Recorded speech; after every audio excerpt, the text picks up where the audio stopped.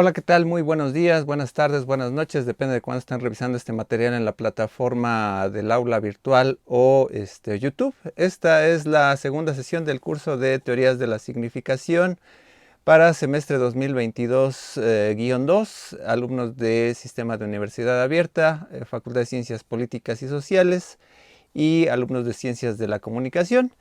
Y bueno, les doy la más cordial bienvenida, como siempre, a nuestros, pues obviamente, ya conectados, compañeros, ¿no? Que ya son 10, ¿no? Aunque bueno, en la lista son alrededor de 15, etcétera. Pero, bueno, como siempre, pues bueno, ya vi que estuvieron participando por ahí en algunos ya con algunas actividades. Me dio gusto ahí en la plataforma. Y bueno, les recuerdo que bueno, estas sesiones pues siempre las registro para el futuro, la futura revisión de contenidos, ¿no? Ya sea en la plataforma o en el canal de YouTube. Y pues bueno, les recuerdo que bueno, por ser siempre estas sesiones videograbadas, pues bueno, para todos aquellos que no quieran ceder su imagen para la grabación, pues pueden apagar su cámara, pero esto no resta la obligación de participar durante la misma sesión. Entonces, pues bueno, vamos arrancando el curso, ¿no? Ya más o menos platicamos la sesión anterior, ¿no? Los parámetros, ¿no? De evaluación, etcétera, las generalidades de esta materia, ¿no? Los alcances. Y bueno, vamos a entonces hoy a revisar lo que sería, pues bueno, nuestro primer tema, ¿no? Que tendría que ver, bueno, vamos a ir con las generalidades, de lo que sería la semiótica y la hermenéutica. Pero en esta ocasión, en esta sesión, vamos a ver lo que son las generalidades de la hermenéutica. Ya ustedes revisaron el texto de Ferraris, ¿no? Y que, pues bueno, será una guía, ¿no? Para todos ustedes, ¿no? Que están adentrándose en este mundo, ¿no? De estas teorías de la significación. Y pues bueno, entonces, pues bueno, vamos a compartir pantalla, ¿no? Vamos a ver una breve presentación. Como es de su conocimiento, la ocasión pasada les comenté que pues las presentaciones, las presentaciones PowerPoint simplemente son una especie de guía en la cual nosotros simplemente nos vamos a ir direccionando sobre la discusión, pero ustedes pueden participar, ¿no? No es una conferencia magistral, ¿no? Realmente ustedes hacen el texto, son temas que ya se vieron en la lectura, y en ese sentido, pues la cuestión es que ustedes estén participando, ¿no? Dentro de la misma sesión. Si no, pues yo en algún momento a lo mejor les podría hacer alguna pregunta, ¿no? Al azar. Y pues bueno, también en este sentido, pues valdrá la pena ir manifestando sobre todo pues bueno, el interés, ¿no? Que nos convoca, ¿no? Entonces vamos a ver lo que serán las generalidades de la hermenéutica, ¿no? Entonces aquí ya tengo aquí la presentación lista. Y pues bueno, vamos a ir, uy, ya se me fue, este, es muy sensible la tableta, perdón. Entonces bueno, vamos a ir, viendo poco a poco, ¿no? Los objetivos de nuestra sesión va a ser pues obtener un amplio panorama sobre lo que lo que es o trata la hermenéutica, ¿no? Es un término que muchas veces lo llegamos a escuchar frecuentemente, ¿no? Sobre todo ya en discusiones muy contemporáneas, sobre todo las cuestiones sociales, ¿no? Perfiles hermenéuticos, ¿no? Esa dimensión interpretativa, ¿no? Y luego que se va hacia otras dimensiones, ¿no? Que tiene que ver con la sobreinterpretación, sobre las condiciones en que muchas veces estamos vinculados, ¿no? Sobre todo en la discusión posmodernista, ¿no? Pero esto, pues bueno, tiene unos alcances que tienen que ver con la historia, ¿no? Entonces, un poco ahondando sobre todo en esta dinámica, pues también va a ser plantearnos, ¿no? Ubicar las tendencias a lo largo de la historia, ¿no? Que pues bueno, es como una breve introducción, así unas generalidades. Ya en la sesión 8 y 9, pues bueno, ya ahondaremos más bien en las perspectivas contemporáneas, ¿no? Y pues bueno, en este sentido, la idea es ir reflexionando algunos conceptos particulares, ¿no? Este, en este sentido, pues hay diversos sentidos que podemos dar de la hermenéutica, ¿no? A lo largo de la historia. Y pues bueno, el inicial, ¿no? Ahí por ahí el texto nos habla, ¿no? Del sentido de Hermes, ¿no? Este dios que era el mensajero, ¿no? De los dioses, ¿no? Que llevaba el mensaje a los seres humanos, etcétera, y que pues bueno, de alguna manera es sentido como mítico, ¿no? Quién es el portador del mensaje, ¿no? El estudio del mensaje, etcétera, ¿no? Otra dimensión, pues bueno, va a ser clásicamente referirnos a lo que sería las lenguas koiné. Que bueno, la lengua koiné, pues hagan de cuenta que era como el inglés al día de hoy, ¿no? Y en el día de hoy, pues nosotros cuando hablamos inglés, es como una lengua común en donde todos podemos entender algunos sentidos, ¿no? De la misma. Y pues o sea, puedes hablar chino, puedes hablar japonés, puedes hablar español, ¿no? Pero es como que la lengua que nos une, ¿no? Pues ha sido como que el inglés, ¿no? Como que estudiar el inglés es como que en todas partes más o menos hay una obligación más o menos de estudiarlo. Y pues bueno, esto también tiene que ver pues también históricamente, siempre cuando hay cuestiones comerciales, ¿no? Una lengua domina, ¿no? O sea, los comerciantes son los que han dominado precisamente por el intercambio de mercancías, etcétera, ¿no? De hecho, existe también esta idea, ¿no? De encontrar una lengua franca, ¿no?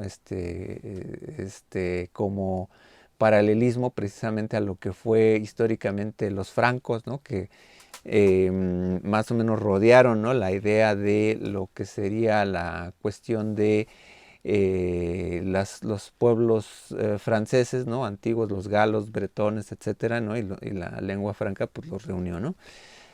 Aquí, pues bueno, históricamente en el español, pues podríamos hablar, ¿no? Que, pues bueno, si bien hay modismos, dialectos, cuestiones dialectales en el español, ya sea, por ejemplo, el español de Galicia, ¿no? El vasco, etcétera, pues finalmente, por ejemplo, en la obra, por ejemplo, del Cervantes, pues se trató de redondear muchos de estos modismos, ¿no?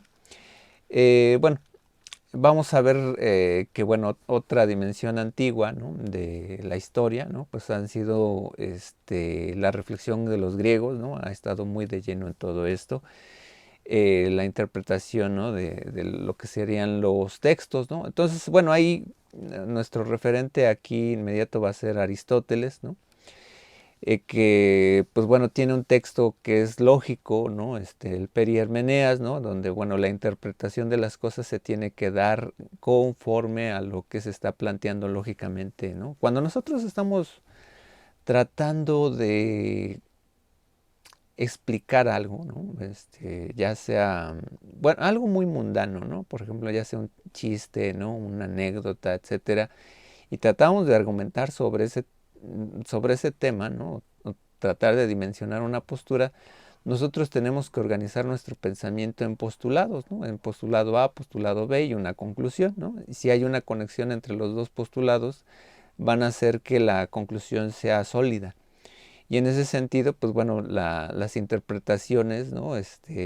La hermenéutica y la retórica se van a conectar con esta cuestión lógica, porque en la manera que nosotros hablamos, que nosotros platicamos, vamos a darnos cuenta que si nosotros organizamos bien nuestro pensamiento, vamos a tener mejor conexión con la comunicación con los demás.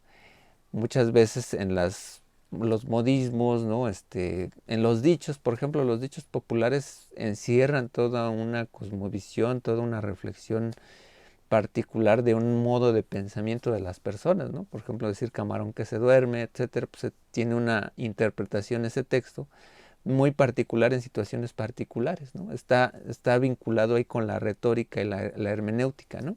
Vamos a ver, bueno, en la sesión 6, me parece, cuando veamos la cuestión de retórica, ¿no? Con Roland Barthes, vamos a ver que se conecta mucho toda la interpretación de la comunicación, sobre todo la parte connotativa, es como una especie de hermenéutica.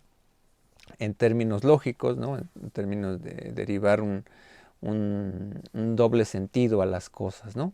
Entonces, es un antecedente básico, ¿no? Entonces, pues bueno, podemos ir dimensionando estas particularidades, ¿no? Otras cuestiones pues sería la filología helenística, ¿no? Que aquí ya es cuando se comienza a dimensionar una cuestión fundamental para la hermenéutica, que será el estudio del texto, ¿no? Vamos a ver próximamente, ¿no? Cuando revisemos la parte de la significación, la semiótica en específico, que pues la unidad básica de estudio de la semiótica pues va a ser el signo. Todo aquello que represente algo o que signifique algo pues va a ser digno de estudio, ¿no? En la semiótica, ¿no? En el caso de la hermenéutica, pues bueno, tiene una herencia que tiene que ver con el lenguaje hablado, ¿no? En el lenguaje hablado, pero sobre todo la parte escrita, cuando se transforma del lenguaje hablado a la parte escrita, ¿no? Se comienza a dimensionar como que el estudio de los textos, ¿no? Entonces aquí la filología helenística, bueno, la parte filológica es estudiar como el sentido, el origen de las palabras, ¿no? Entonces ahí se va a conectar con la retórica y la gramática, ¿no? El sentido que puede desdibujarse, ¿no? Con cómo está construida una palabra y cómo se junta con otras para darle un sentido a una oración, ¿no? También por ahí van a estar otras escuelas, ¿no? Posteriores, que estas van a ser de carácter más lógico, la escuela de Pérgamo y los estoicos, ¿no? Cuando tratan de estudiar lo que sería la alegoría. La alegoría es pues, obviamente cuando estamos hablando en lenguaje figurado, ¿no? Y pues bueno, cómo estas palabras pueden representar algo, ¿no? En ese sentido, ¿no? Con el texto, ¿no?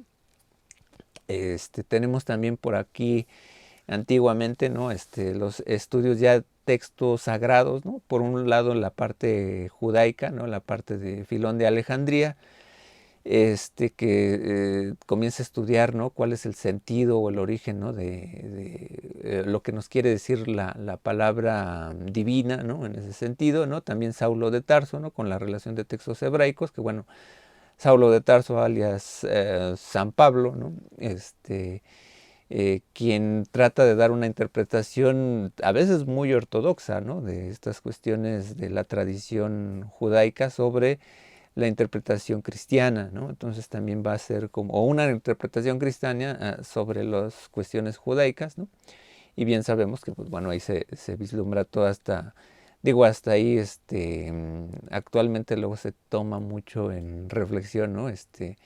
Creo que era Corintios 10:10 o 1:10, 1:11, bueno, no sé, hay este párrafo, ¿no? Que se señala ahí totalmente de carácter misógino, ¿no? Etcétera, ¿no? Que las mujeres no pueden hablar sobre la religión, etcétera, ¿no? Entonces, eh, porque lo está interpretando desde una visión judaica todavía, ¿no? Desde una perspectiva muy de las normas, pues de la antigua tradición, ¿no? Otra dimensión, sobre todo de la hermenéutica, va a ser lo que será la hermenéutica jurídica, ¿no? Que esto se presta mucho a la jurisprudencia y en ese sentido, pues bueno, se vislumbra todo este carácter en donde a veces las leyes, ¿no? Tienen un sentido muy, muy particular, ¿no? Un estudio muy particular en donde nosotros podemos aplicar propiamente el espíritu de la ley a un caso, ¿no?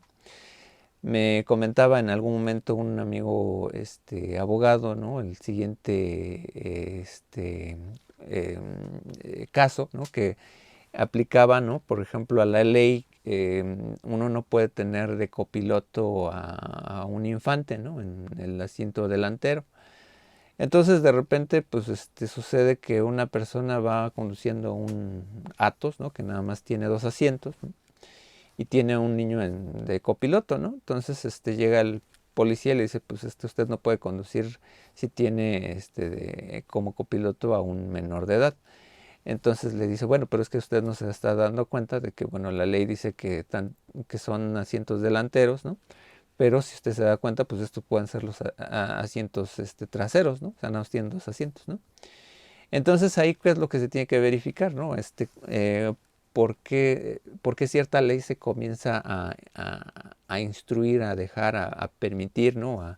¿Cuál es el espíritu de la ley? ¿Por qué se hizo, ¿no? El espíritu de esta ley fue proteger al infante.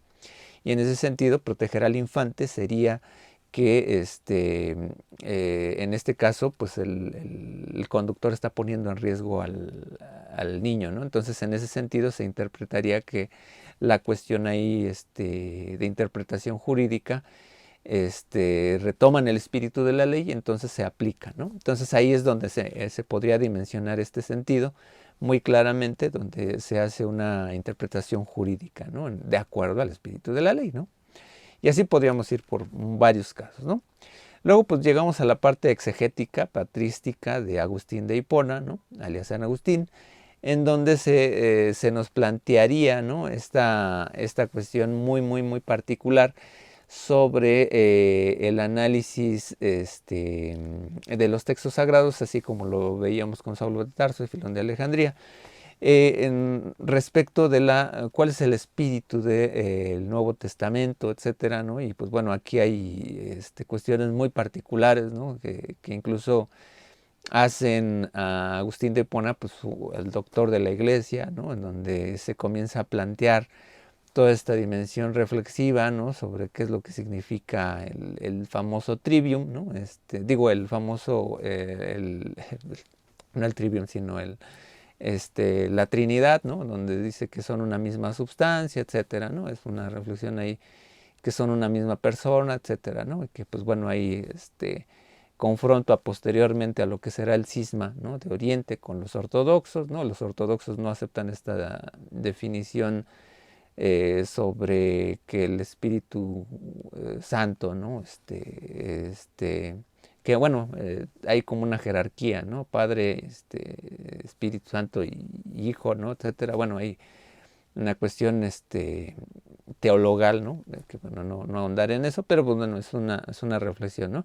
Pero sobre todo este carácter exegético, pues bueno, va a partir sobre todo en el estudio de la Biblia, ¿no? Cuando se trata de buscarle varios sentidos, ¿no? Puede haber un sentido literal en cómo está escrita la Biblia, puede ser un sentido alegórico, donde está haciendo alusión a ciertas experiencias, por ejemplo, las parábolas, ¿no? Que están en las historias del Nuevo Testamento, pues hablan sobre interpretar cuestiones muy prácticas sobre la cuestión de aplicación, ¿no? Sobre todas estas historias, ¿no? Entonces, en ese sentido, pues bueno, se va vislumbrando todo este carácter muy interesante, ¿no? Sobre las cuestiones religiosas, ¿no? Hay otro sentido que es el sentido moral, ¿no? Que es la aplicación moral y, pues bueno, para no hablarlo de ético, pero pues, bueno, sí en el sentido de las explicaciones de lo que se debe hacer, etcétera, ¿no? Y hay otro sentido que es el anagógico, que es, por ejemplo, qué nos deja, por ejemplo, una lectura bíblica hacia el futuro, por ejemplo, pensando en que existe un más allá, pues pensar que, pues, bueno, por ejemplo, esta interpretación, ¿no? de que entre, creo que era Saulo de Tarso, ¿no? Que hablaba de que el amor era lo más importante, etcétera, ¿no? Bueno, en fin. Y que pues bueno es lo más importante, ¿no? De recuperar pues en la vida, ¿no? Pero bueno, la hermenéutica se cruza totalmente históricamente con la historia de la religión, ¿no? Sobre todo la religión cristiana, ¿no? Entonces, por eso hay que mencionarlo, ¿no? En ese sentido, ¿no? Como hermenéutica, ¿no? En esta dimensión entre la alta y la baja edad media, pues bueno, llega la parte escolástica, ¿no? En donde Tomás de Aquino pues va a tomar un papel muy importante, donde se retoma nuevamente a la lógica. La interpretación de los textos sagrados pues van a estar van aterrizados sobre todo en la corporeidad humana, ¿no? Ahí se vislumbra nuevamente el aspecto de la razón, ¿no? Los sentidos internos, los sentidos externos, y van a estar ahí de lleno sobre todo estas cuestiones que pues van a indicarnos como el inicio del modernismo, sobre todo en darle sentido al pensamiento moderno, en la corporeidad del ser humano, que después va a ser retomado con los empiristas y que tiene que partir toda la interpretación del mundo a partir de la experiencia, ¿no? Bueno, vamos a ir posteriormente, bueno, ahora que es todo este proceso como de transformación entre el 480, etcétera. Por ahí, pues bueno, el siglo XIV, ¿no? Se comienza a dar estas interpretaciones desde el humanismo, que aquí, pues bueno, aquí sobre todo son reinterpretaciones también de textos sagrados, ¿no? Sobre todo en la Contrarreforma, por ahí Girolamo Savonarola, que es una, se hace una reflexión, ¿no? Sobre todo sobre los textos sagrados, a la dimensión pues más bien actualizada para ese tiempo. Lo mismo va a pasar sobre todo con la Reforma protestante, ¿no? La Reforma con la escritura bíblica, ¿no? Y aquí se presenta precisamente todos estos sentidos, ¿no? Que ya mencionaba con estas visiones medievales, ¿no? Sobre lo alegórico y lo anagógico, sobre lo que puede ser precisamente lo que nos puede determinar un texto, con la dimensión que puede ser anagógica, ¿no? Y pues bueno, por ahí pues obviamente está varios autores, Matías Flavio Lírico, Melanchthon, y pues bueno, el propio Martín Lutero, ¿no? Son reinterpretaciones bíblicas, ¿no? Dentro de una perspectiva que ya se va transformando en la corporeidad del ser humano, ¿no? Esto a lo mejor también vendrá de lleno cuando ustedes revisen esta materia, ¿no? De introducción al pensamiento histórico moderno, ¿no? Se dan todas estas reflexiones, ¿no? Históricas, ¿no? Y bueno, pasando ya al camino o al trayecto que tiene que ver ya con esta dimensión, ¿no? El camino al racionalismo, ¿no? Y bueno, esta pugna entre racionalistas y empiristas, ¿no? Por un lado, ¿no? Que en realidad son dos perspectivas que a veces se conjuntan, ¿no? Que bueno, ya después llegará Kant a armonizar lo que será el racionalismo y el empirismo con el idealismo trascendental, pero es importante mencionar que gran parte de lo que señalaban Locke, George Berkeley, Hume, ¿no? Sobre la parte de la experiencia, la parte idealista, ¿no? Mental, ¿no? Sobre lo que nos determina cómo son las cosas, ¿no? Cómo se plantean, ¿no? En este sentido, pues es plantear, ¿no? Que la experiencia del mundo, ¿no? Nos va a permitir interpretar precisamente lo que es la parte de la sensación y las emociones, ¿no? Respecto de cómo se construye el mundo, ¿no? Frente a lo que va a ser toda esta parte racionalismo, con, bueno, obviamente el más importante que se le toma ahí en cuenta, pues obviamente es Descartes, ¿no? Pero pues, bueno, van a haber otros, ¿no? Como Spinoza, que hace reflexión sobre los textos sagrados, ¿no?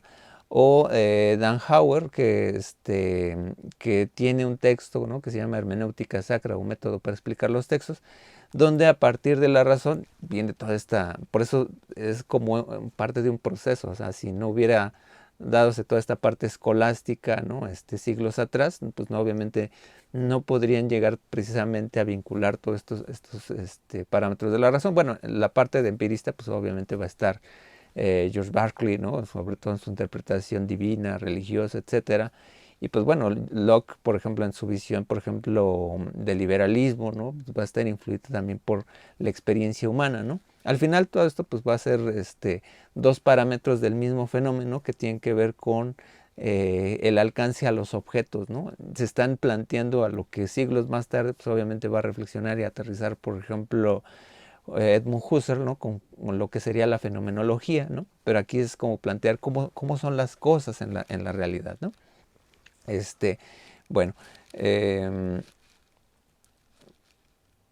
vamos con, bueno, llega otros autores, ¿no? Que, bueno, van a tener una perspectiva muy particular, que, bueno, aquí el texto por ahí menciona ahí a Hegel, ¿no? Que es la mediación del sujeto.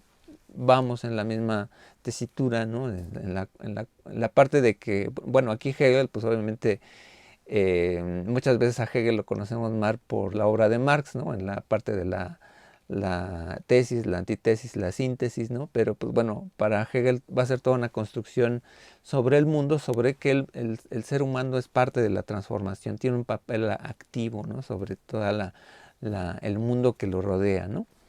Y por otro lado, bueno, pues llega como que la hermenéutica romántica de Schleiermacher, ¿no? Bueno, cabe mencionar, bueno, antes de que se me pase, ¿no?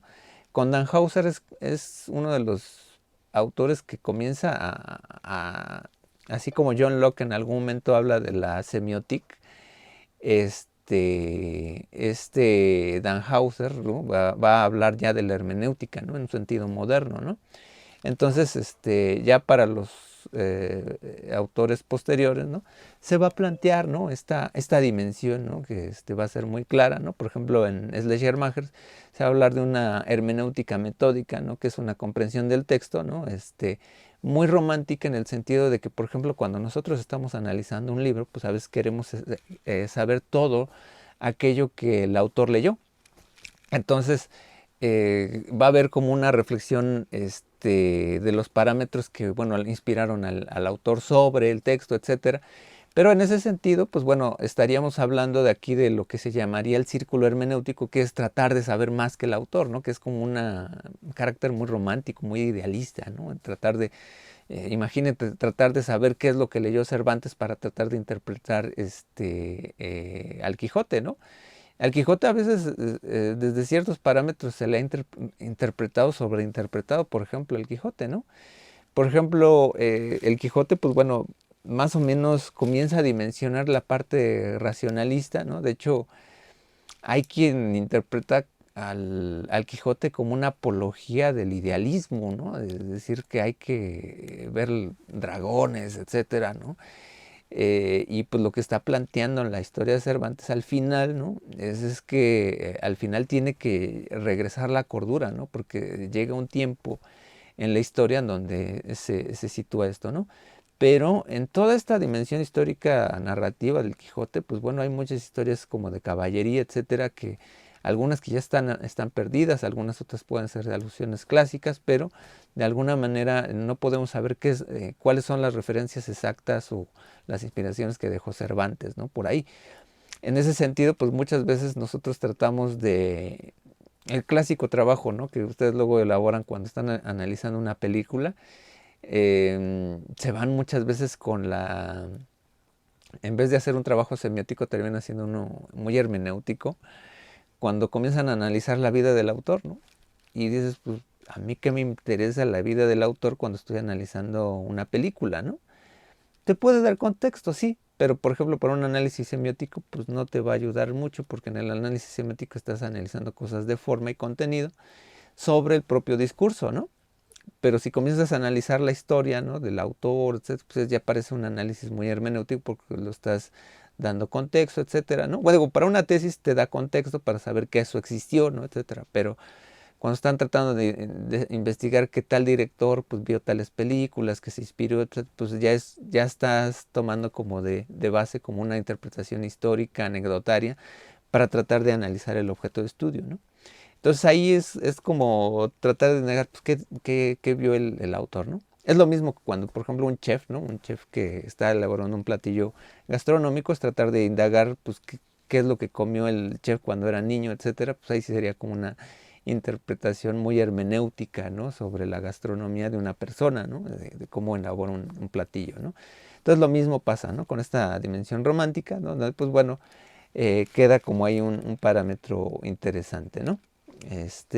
Y luego ya, obviamente, ahí el texto de Ferraris habla un poco de lo que serían la cuestión como que de las hermenéuticas críticas, ¿no?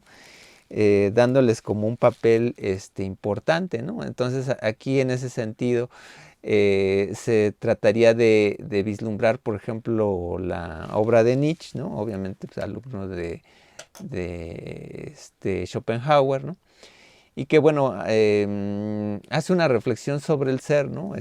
Hace una dimensión muy particular, interpretativa sobre el mundo del ser humano, ¿no? Y incluso retoma ahí algunos aspectos que bueno, vienen incluso desde Epicteto, ¿no? De no hay hechos sino interpretaciones, o cómo se confrontan los hechos y las interpretaciones. Y entonces, en la reflexión humana, pues queda muy de lleno toda esta parte de cómo nos afecta todavía incluso la parte histórica, sobre todo en nuestra forma de ser. Bueno, pues ahí, por ejemplo, tiene esta alusión de Zaratustra, sí, o los Zaratustra, ¿no? Que es una crítica incluso a la visión cristiana, ¿no? Y que bueno, Nietzsche a veces se le toma como uno de los parámetros como del ateísmo, ¿no? Pero pues, en sí mismo está reflexionando muchas veces sobre el espíritu humano, ¿no? Toda esta idea de la muerte de Dios es qué vamos a hacer con este razón del corazón humano, ¿no? En haber dejado toda esta idea moral, ¿no? Que a veces nos sujetaba, ¿no? A interactuar con las demás personas, ¿no? Posteriormente también está Husserl, ¿no? Que pues bueno, es un autor fundamental ya en la visión contemporánea, ¿no? Hermenéutica, en donde vamos a estar de lleno planteándonos lo que es el subjetivismo trascendental, por así decirlo, en donde gran parte de nuestra construcción de la realidad está ya interpretada por ciertos parámetros de cosmovisión, que esto tampoco es nuevo. En algún momento Kant también lo mencionaba con la parte de la Weltanschauung, ¿no? La cosmovisión, pero Husserl hace alusión precisamente a lo que sería la fenomenología, cómo nos acercamos a los fenómenos tal cuales, ¿no? En este sentido, un ejemplo muy sencillo, ¿no? Por ejemplo, yo puedo ver una pared frente a mí, o por ejemplo que puedo voltear al techo, ¿no? Y puedo dar por sentido que detrás de esa pared o detrás de ese techo, pues bueno, hay otra pared de ese lado, o existe una realidad, ¿no? Contigua, que las cosas, ¿no? Están conectadas, ¿no? En una realidad. Lo mismo que pasa con un texto, ¿no? Por ejemplo, yo cuando digo la palabra gato, ¿no? O sea, puedo decir gato, que puede significar un gato hidráulico, un gato animal, ¿no? Un gato de juego, o un gato, cuando le dicen al ayudante un gato, ¿no? Eh, pero cuando escucho la palabra gato nunca la escucho aislada, ¿no? O sea, cuando escucho, por ejemplo, el gato come croquetas, ya más o menos por relación de palabras, por contexto, ya sé que se están apelando como a un animal, ¿no? Entonces ya puedo estar vislumbrando que, bueno, la relación de palabras me da sentido, así como la realidad me da un sentido. O sea, no puedo ver un gato aislado en la realidad. Ver un gato aislado en la realidad, en la nada, pues sería como un error de la Matrix, ¿no? Entonces, en ese sentido, nosotros tenemos, cuando vemos, por ejemplo, un árbol, lo vemos en un contexto, lo vemos alrededor de otros árboles, en un jardín, etcétera, ¿no? Entonces, más o menos la relación de estos elementos, que se le llama la catectización, hacemos una operación de cierre, que muchas veces eso se va a aplicar muchas veces también la psicología gestal, ¿no? Hacemos operaciones de cierre con los elementos que vislumbramos, ¿no? Y interpretamos de acuerdo al contexto en donde vemos las cosas, ¿no? Husserl va a ser un parámetro muy interesante, sobre todo en la visión contemporánea de la hermenéutica, ¿no? Bueno, aquí es fenomenología, pero es una fenomenología interpretativa, ¿no? Vamos a tener posteriormente otras visiones que son históricas, ¿no? La visión de Dilthey, ¿no? Con la filosofía de la historia, ¿no? Que es una hermenéutica histórica, tratando de hablar un poco de la transformación, ¿no? Del pensamiento en la historia, etcétera. Y lo mismo va a ser con Max Weber, ¿no? Con la sociología comprensiva. Max Weber, por ejemplo, tiene ahí un texto, ¿no? Clásico, que es del espíritu del capitalismo, ¿no? O algo así, ¿no? En donde habla esta relación, ¿no? Entre el liberalismo y la filosofía protestante, ¿no? Entonces ahí mezcla como, por ejemplo, el cristianismo primitivo tenía algunos índices medio comunistas, etcétera, pero es una interpretación también que se va a la cuestión de textos, ¿no? Y que trata de interpretar como los sentidos ideales, ¿no? Que nos dan la comunicación, ¿no? Esta palabra que es la teleología, ¿no? O el sentido, ¿no? Que son el estudio como de las intenciones, ¿no? Por ahí van a haber otro tipo de hermenéuticas que podemos, bueno, este es un término de Gilbert Durán, la hermenéutica reductiva, ¿no? Que es, por ejemplo, la visión donde queremos aplicar a determinado caso, ¿no? Ciertos elementos que a veces están a descontexto.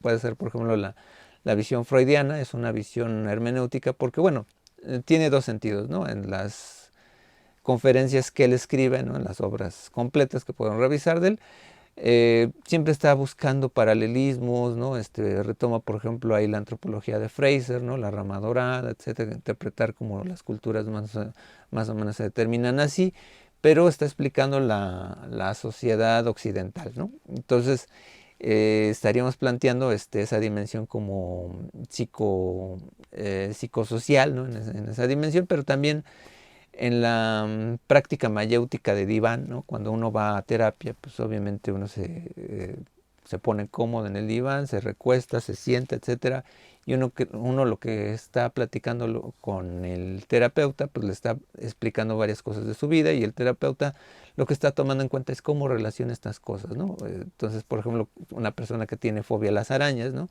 Pues obviamente lo importante no es buscar como un libro clave, ¿no? Como el análisis de los símbolos, ¿no? Así como un libro que nos dijera la magia o la interpretación de los sueños, sino que hay que preguntarle siempre al paciente, bueno, ¿eso qué representa para ti? ¿No? O sea, y con base en lo que te va diciendo el paciente, uno va articulando el mapa, ¿no? Entonces, cada paciente va a tener ciertos parámetros, aunque van a haber parámetros que, pues bueno, obviamente generales, pues a veces se van a poder aplicar muy bien, ¿no?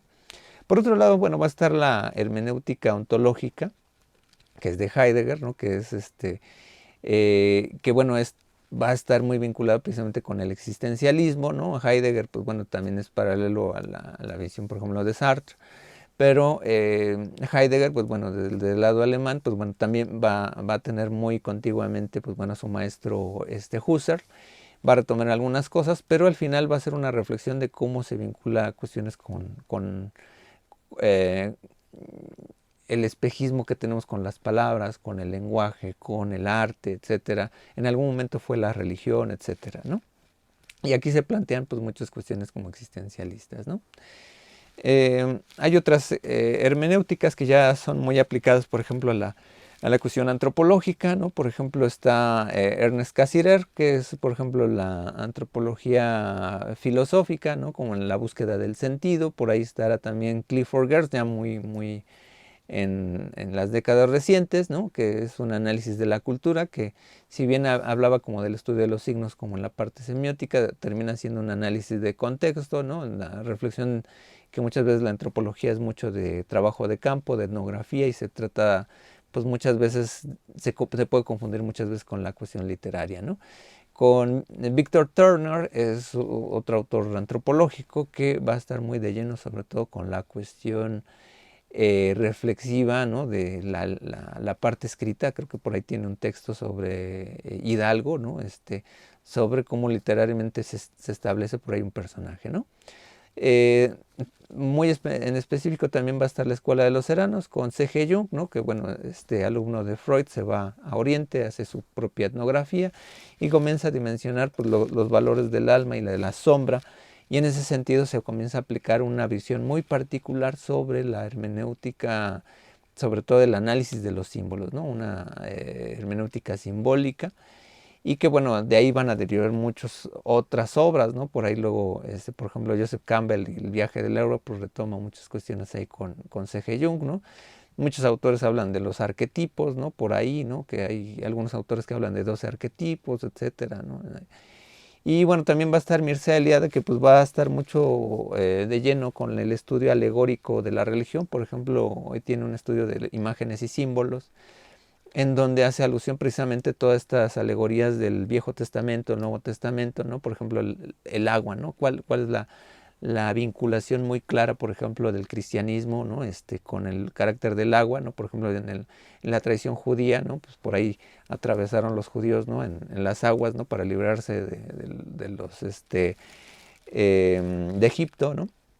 Y pues bueno, en la religión cristiana, ¿no? Pues obviamente el bautismo, ¿no? Es la nueva fe, etcétera, con agua, ¿no?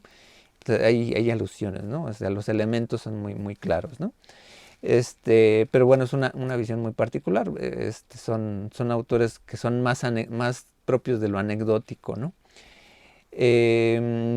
En las ya más contemporáneas, pues bueno, estará Paul Ricoeur, que es una visión postestructuralista, ¿no? Y hermenéutica, que es la hermenéutica de la distancia y de la recepción. Entonces comienza a plantear toda esta dimensión muy concatenada precisamente con lo que había dejado el estructuralismo, que es la dimensión de la significación muy alusiva a la cuestión del discurso, el análisis del discurso, pero él lo va a ir integrando con cuestiones de Gabriel Marcel, de Sigmund Freud, incluso de Lévi-Strauss, pero indirectamente ahí van a estar haciendo como las mismas reflexiones que hace el propio Heidegger, pero sobre todo en la cuestión del tiempo, ¿no? y ahí van a ver estudios ahí como lo que es la triple mímesis, ¿no? Etcétera, ¿no? Y pues bueno, es un autor muy prolífico, ¿no? La verdad, y hace mucho reflexión a la idea del sentido, ¿no? Lo que puede provocar el sentido de las cosas, ¿no? El sentido de un discurso, ¿no? Lo que nos puede provocar, ¿no? Vamos a hablar un poco de él al final del curso, ¿no? En la sesión 9, ¿no?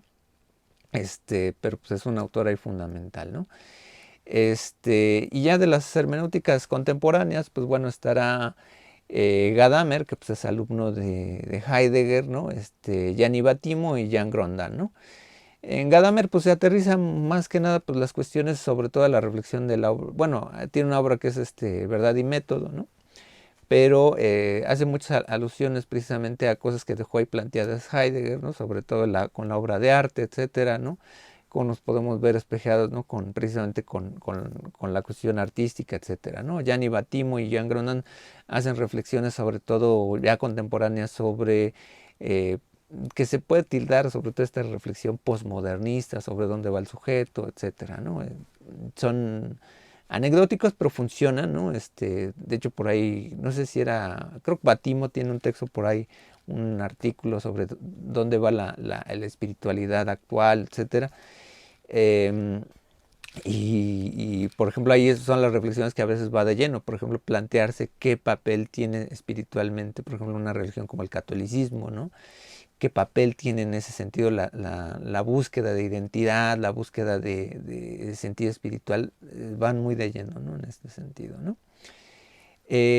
Bueno, aquí es como un paréntesis, ¿no? Porque bueno, estas son semióticas, ¿no? Visiones semióticas muy particulares, ¿no?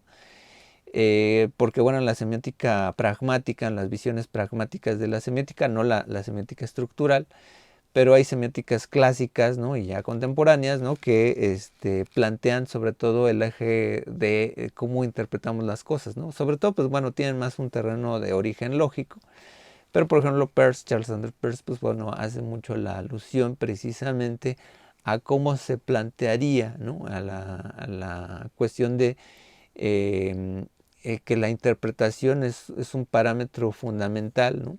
Para definir cómo significamos las cosas, ¿no? Y cómo esta interpretación se va transformando en una semiosis infinita, ¿no? Por ahí Umberto Eco, pues bueno, tiene un texto que se llama, por ejemplo, Lector in Fábula, ¿no? Que plantea precisamente cómo se está planteando esta discusión de cómo es la lectura abierta de un texto y cuáles son los límites que tiene el autor frente a los límites que tiene el lector, ¿no? También va a estar Mauricio Bouchot, monje dominico, ¿no? Que pues bueno, es un autor muy prolífico aquí en la universidad, pero ha titulado esta parte de lo que sería la hermenéutica analógica, ¿no? Que tiene que ver precisamente con una reflexión en términos lógicos, ¿no? Que es, ahí indáguenle por ahí lo que es la univocidad, la equivocidad y lo analógico, ¿no? En lo que son términos unívocos, equívocos y analógicos, ¿no? Y ahí es un autor que llegó a dar a conocer mucho la reflexión de Peirce, ¿no? En las últimas décadas, ¿no? Algunos de sus textos, pero se fue vinculando más con la reflexión hermenéutica, ¿no? No es gratuito que obviamente sea un monje dominico, que uno de sus carismas más importantes de los dominicos, pues obviamente sea la búsqueda de conocimiento, ¿no? Y que se permite todo este tipo de reflexión filosófica, ¿no? Entonces, en algún momento, en alguna ocasión, ha sido muy interesante, ¿no? Luego, no, bueno, no solamente escucharlo, por ejemplo, en alguna homilía, ¿no? Que sus homilías son muy filosóficas, ¿no? Pero sobre todo cuando lo han entrevistado en la televisión, hace mucho hincapié en la parte humanística del filósofo, ¿no? En una entrevista de hace unos varios años, ¿no? Hacía alusión precisamente en todo este carácter humanístico que se ha perdido, sobre todo en la educación, ¿no? Que de alguna manera tenemos una gran tecnología, pero el humanismo como que lo hemos dejado muy, muy de lado, ¿no? Toda esta reflexión filosófica, espiritual, etcétera, que ayudan precisamente a la reflexión de el mundo, ¿no? Una reflexión muy, muy filosófica, pero bueno, En realidad, pues bueno, estos autores pues, nos hablan precisamente de lo que sería, cómo se vincularía precisamente la semiótica con la hermenéutica, ¿no? Más allá de romper puentes, ¿no? Sino de enlazarlos, ¿no? Este, y bueno, pues y hay en el texto, por ahí vieron, por ahí, ¿no? ¿Quién hace hermenéutica, ¿no? Y de repente nos damos cuenta de que el autor hace una alusión precisamente a esta obra del El burgués gentilhombre, ¿no? Donde dice Jourdan, que es el burgués que se está educando, ¿no? Que con que no hay más que prosa o verso, ¿no? Y dice el filósofo, nada más, y todo lo que no está en prosa está en verso, y todo lo que no está en verso está en prosa, y responde Jourdan. Y cuando uno habla, ¿en qué habla? Pues dice el filósofo, pues en prosa, ¿no? Jourdan dice, ¿cómo? Cuando le digo a Nicolás, tráeme las pastillas o dame el gorro, hablo en prosa. Y dice, sí, señor, dice el filósofo. Jourdan dice, por vida de Dios, más de 40 años que hablo en prosa sin saberlo, ¿no? Así de repente, eh, cuando hacemos la reflexión, sobre todo en la investigación humanística, o de hecho, cualquier investigación de tesis, ¿no? De repente hay de dos, ¿no? Estamos haciendo hermenéutica o estamos en algunos momentos haciendo semiótica, ¿no? Semiótica, ¿por qué? Porque se enclava todo en un discurso, ¿no? Y hermenéutica porque en toda investigación estamos interpretando, ¿no? Estamos haciendo una interpretación de datos, procesamiento de datos, estamos haciendo una hermenéutica. Entonces, la hermenéutica pues obviamente nos sirve para como que abrirnos, ensancharnos como que la mentalidad, ¿no? Para a qué tanto de la delimitación que hemos hecho de un tema se puede más o menos sacar líneas o líneas de interpretación a partir de un tema de investigación. Y en ese sentido, ¿no? Pues obviamente ahí claro lo dice el texto, ¿no? Ferraris dice, en primer lugar, durante milenios todos interpretaban, pero sin darse cuenta de la importancia del significado de su acto y en suma, hablaban en prosa sin saberlo. Como por otra parte ignoraban que en la interpretación no se trata de la comprensión de un hecho dicho, de un dicho o de un escrito, sino de la existencia histórica del hombre y más en conjunto de la historia universal. Habían limitado la interpretación a la praxis o como máximo cuando habían teorizado reglas y ámbitos, la habían restringido a la disciplina que les interesaba. Por ejemplo, la jurisprudencia, algo que ya hemos mencionado hace rato, o a una esfera más amplia que, sin embargo, al no coincidir con lo que el historiógrafo asume como hermenéutica, ¿no? O sea, en la historia también se hace alusión precisamente a conectar hechos, etcétera.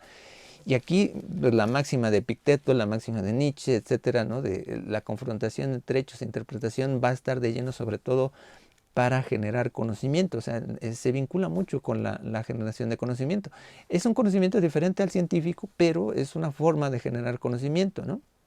Es una relación que hacemos con el sentido de los textos, ¿sale? Entonces, en ese sentido, pues bueno, por ejemplo, Bouchot, ¿no? Habla de esta conexión, por ejemplo, de la relación entre la pragmática y la hermenéutica, que estas dos dimensiones, ¿no? Por ejemplo, la pragmática es la forma en que se establece el carácter enunciativo, la transformación del habla, la semiosis ad infinitum, como por ejemplo un significado se transforma a lo largo del tiempo, ¿no? Hay una cuestión de acción, o sea, es una transformación con el significado. Y la hermenéutica, pues bueno, parece que es una reflexión como que hacia el pasado, ¿no? O sea, mientras la pragmática como que va hacia el futuro, como que interpretar cosas nuevas, la generación de inteligencia artificial, ¿no? La base de datos con la que está construido, eso pues es como una reflexión al pasado, ¿no? Pero pues bueno, y ahí se habla como mucho en la conexión, por ejemplo, con la parte retórica, ¿no? Dice, pragmática y hermenéutica coinciden en estudiar el significado no en abstracto, sino como significado del hablante o la intencionalidad del emisor, lo que enseña la retórica, ¿no? O sea, dime cómo hablas y puedo entender más o menos qué es lo que también estás tratando de decirme, ¿no? La intención del autor, ¿no? Entonces, ahí son alusiones que dice ahí Mauricio Bouchot en Retórica y Hermenéutica en Aristóteles. Y bueno, hay que reconocer, bueno, todo esto, pues bueno, que pues el peso medieval ha sido muy fuerte, ¿no? O sea, obviamente desde aludir a los textos bíblicos, pero también sobre todo las lenguas, ¿no?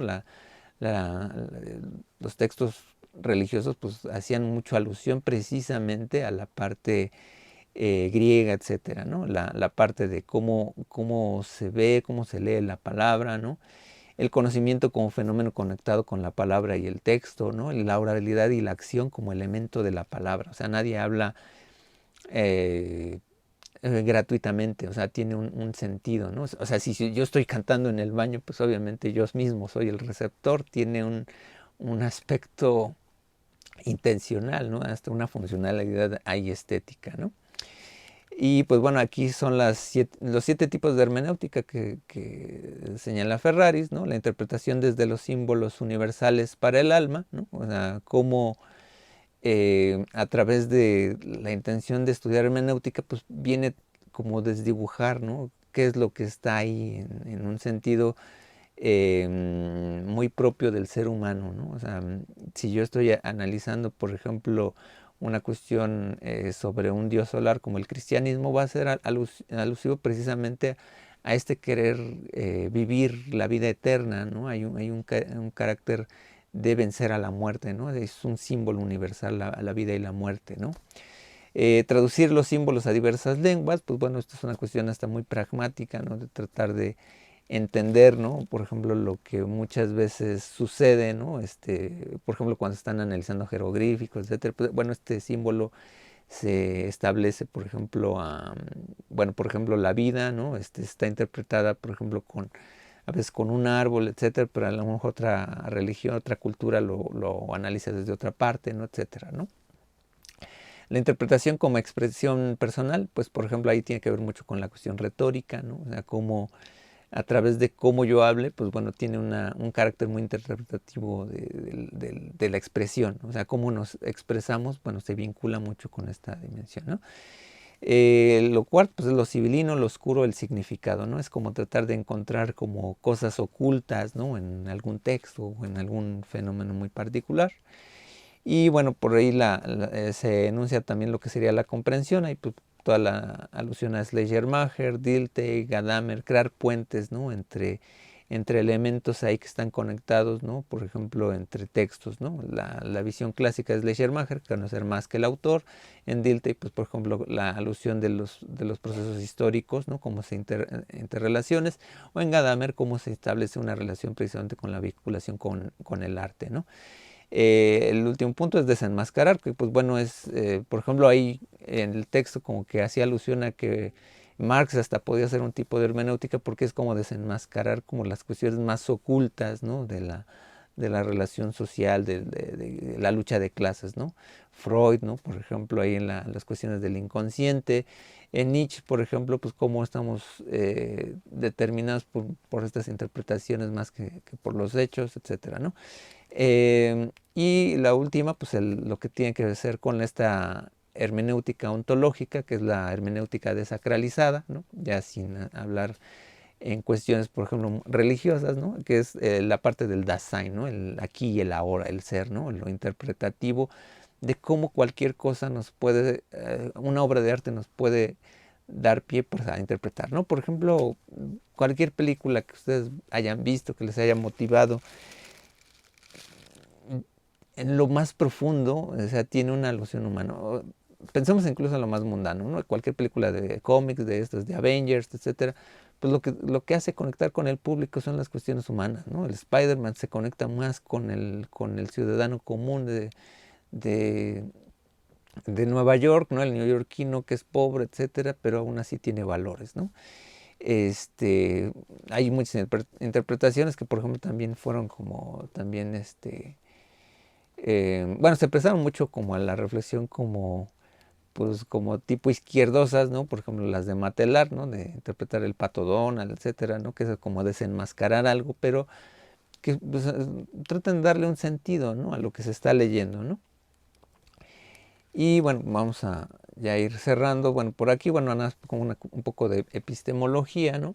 En donde, pues, por ejemplo, en la cuestión sobre todo epistemológica, la metodología de la investigación, hay dos paradigmas fundamentales, ¿no? Que es la investigación cuantitativa y la investigación cualitativa, ¿no? En la investigación cuantitativa se bifurca en dos, ¿no? Que es la visión positivista y la visión realista crítica, ¿no? La visión positivista trata de dimensionar los hechos para predecir ciertas condiciones en la naturaleza que se pueden repetir, ¿no? Y el realismo causal es buscar las causas del fenómeno que estemos analizando, ¿no? En ambos casos son cuestiones materiales, buscar los hechos. En el realismo causal, pues alude mucho, por ejemplo, en la visión marxista, por ejemplo, buscar que la lucha de clases es el detonante a la transformación, ¿no?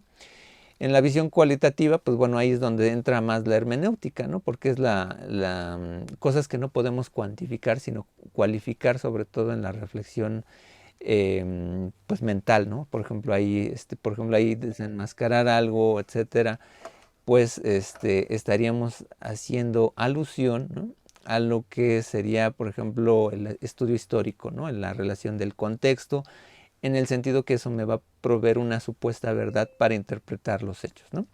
Y por último, bueno, queda la parte del pragmatismo o el interaccionismo, ¿no? Que es o el asociacionismo, ¿no? Que es generar conocimientos nuevos a partir de lo que yo tengo, ¿no? Y esto tiene que ver mucho con la filosofía de la ciencia en Estados Unidos, donde más allá de plantear la distancia A a la distancia B, ¿no? Antes de cubrir esas distancias, las distancias se miden precisamente en la mente, ¿no? O sea, a partir de una idea se ejecutan las cosas, ¿no? Por eso la filosofía en Estados Unidos, que es pragmática, tiene que ver con la generación de nuevas ideas, ¿no? Y esas nuevas ideas van a ir transformando el mundo, ¿no? Entonces, en ese sentido, pues se van estableciendo estos caracteres de la investigación cuantitativa y cualitativa para ir indagando, pues más o menos dónde se va planteando o dónde tiene pertinencia, sobre todo la hermenéutica, ¿no? Y pues bueno, aquí estas cosas que bueno, también menciona el texto, ¿no? Sobre todo en la parte ontológica, ¿no? Ferrari ahí se detiene, ¿no? En estas dos palabritas que son la adecuatio y la aletheia, que son términos de Heidegger, ¿no? Que el adecuatio es como la apariencia de las cosas, ¿no? Como que hacer alusión que, por ejemplo, si yo veo algo, ¿no? Se parece a algo, ¿no? Y la aletheia, pues, es buscar la profundidad en eso que estoy viendo, como en una obra de arte, ¿no? O sea, decir, esta obra de arte se parece, por ejemplo, una obra de Goya se parece, por ejemplo, a alguna de Velázquez o tiene influencia, ¿no? En alguna parte, ¿no? Por ejemplo, se hace mucho esa dimensión, ¿no? Pero la aletheia sería una cuestión profunda, ¿no? Como decir, son las cosas más internas del alma, cosas que no vio Velázquez, ¿no? Entonces ahí al final son reflexiones muy humanas, ¿no? En ese sentido, ¿no? Y que pues por ejemplo ahí van a estar muy de lleno en Heidegger, por ejemplo la cuestión del óntico y lo ontológico, ¿no? Que es la forma de mirar la vida y cómo profundizamos con esa forma de mirar la vida, ¿no? Aquí un ejemplo, ¿no? Por ejemplo, los anoréxicos no tienen una forma de mirar la vida, ¿no? Y se ven en el espejo gordos, etcétera, porque lo óntico es como que la forma aparente, ¿no? Y lo ontológico es tratar de ver por qué tengo esa carácter, ¿no? De verme así, ¿no? De por qué nos queremos ver así, ¿no? O sea, de reflexionar por qué quiero ver lo que veo, ¿no? Y son reflexiones muy existenciales, ¿no? Ahí es donde se vislumbra mucho esta reflexión del Dasein, ¿no? Del aquí y el ahora, ¿no? Las palabras y el lenguaje, ¿no? Mantienen una misma conexión, o sea, las cosas, ¿no? Las tenemos que nombrar, ¿no? Hay una relación entre el ser y el lenguaje, problema por el cual pues esto se va complementando con la razón, ¿no? O sea, cuando nosotros reflexionamos con palabras, mi vida, etcétera, hasta en un carácter muy psicoanalítico, ¿no? Pues realmente estoy tratando de dimensionar qué es lo que siento, etcétera.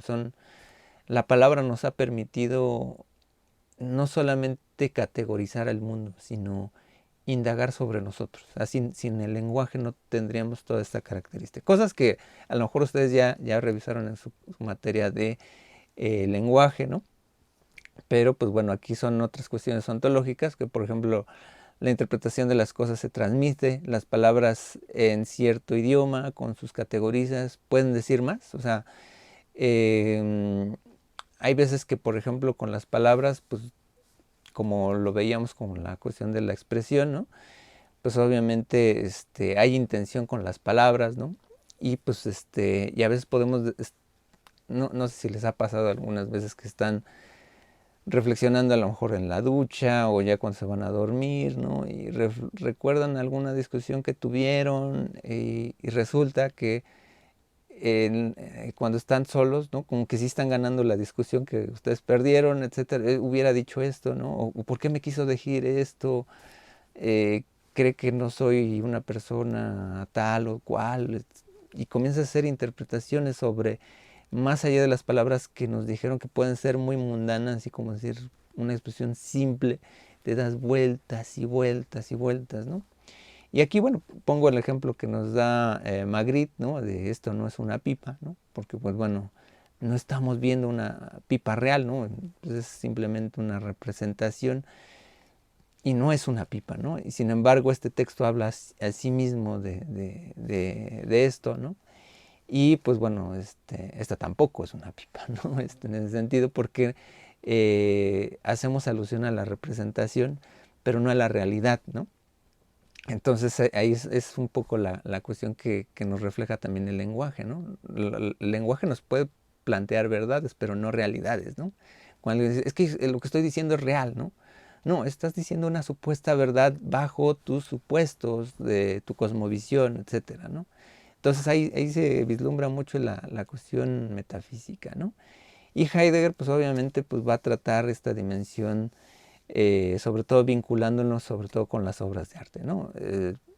Digo, ya es muy de ustedes sabido, ¿no? Que por ahí hay un personaje, Abelina Lesper, ¿no? Que se dedica a denostar mucho el arte contemporáneo ya a diestra y siniestra, ¿no? Al principio parecía que tenía un discurso coherente, pero poco a poco se fue desdibujando, ¿no?